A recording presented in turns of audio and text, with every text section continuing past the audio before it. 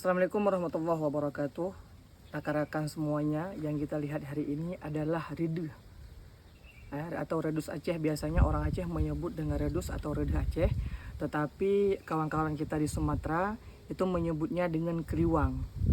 Dalam artian pusaka ini sama saja ya, keliwang atau redus, tetapi beda penyebutan di daerah-daerah tertentu rakan-rakan. Dan pusaka tersebut ini biasa dipakai oleh masyarakat Aceh ketika masa-masa peperangan yang mulai masuk ke dalam hutan. Jadi reduh ini dia bentuknya memang ada orang juga menyebut dengan lading ya, dengan lading karena memang bilahnya yang bengkok ke atas dan dia bisa dipergunakan dalam situasi apapun, termasuk untuk kegiatan sehari-hari di ladang ataupun ketika ada peperangan.